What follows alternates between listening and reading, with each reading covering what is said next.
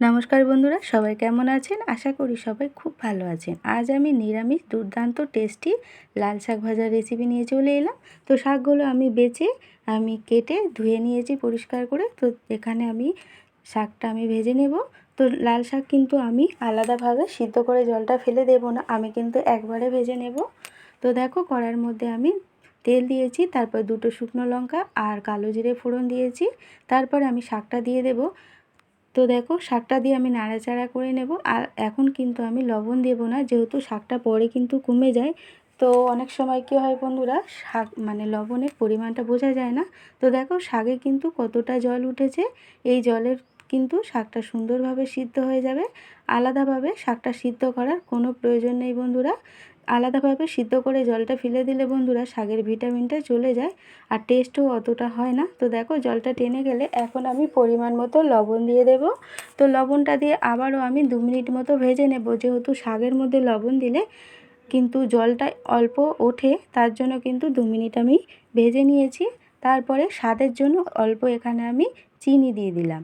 তো এই লাল শাক ভাজায় নিরামিষ একটু চিনি দিলে স্বাদ হয় অসাধারণ বন্ধুরা। চিনিটা কিন্তু তোমরা না চাইলে না দিতেও পারো। তো আমি স্বাদের জন্য অল্প চিনি দিয়েছি। তারপরে আমি এখানে কিছুটা বাদাম দিয়ে দিলাম। তোমরা কিন্তু এখানে কাঁচা বাদামও দিতে পারো তেলের মধ্যে ভেজে। তো আমি এখানে দোকান থেকে কেনা ভাজা বাদাম দিয়েছি। তো বাদামটা দেওয়ার পরে আমি আবারও 1 মিনিট নাড়াচাড়া করে নেব। তারপরে এখানে দেব আমি ছোটো চামচের 1.5 চামচ পোস্ত। তো আমি এখানে 1 আঁটি লাল শাক নিয়েছি। তো তোমরা কিন্তু পোস্তর পরিমাণটাও বেশি দিতে পারো, তাহলে দারুণ টেস্টি হবে। তো দেখো, বাদামটা দিয়ে আমি একটু ভেজে নিয়েছি, তাহলে ভালো লাগবে। তারপরে এখানে আমি দিয়ে দেব 1.5 চামচ পোস্ত। আর এই পোস্ত আর বাদামটা দেওয়ার জন্য বন্ধুরা দারুণ টেস্টি হয়। নিরামিষ দিনে তোমরা এই লাল শাকের রেসিপিটা বানিয়ে খেতে পারো। 1 থালা গরম গরম ভাত কিন্তু এই শাক ভাজা দিয়েই খাওয়া হয়ে যাবে। এতটাই টেস্টি হয় বন্ধুরা, দুর্দান্ত হয়।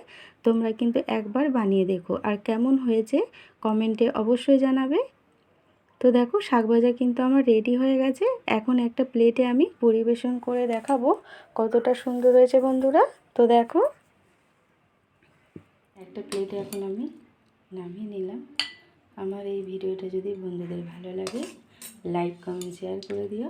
ফেসবুকের বন্ধুরা প্রোফাইলটাকে ফলো রেখো।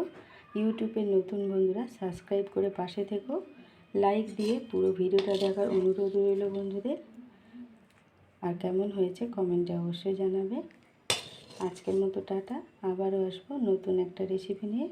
সবাই ভালো থাকবেন, সুস্থ থাকবেন। আজকের মতো টাটা বন্ধুরা, ভালো লাগলে শেয়ার করে দিও ভিডিওটা। টাটা।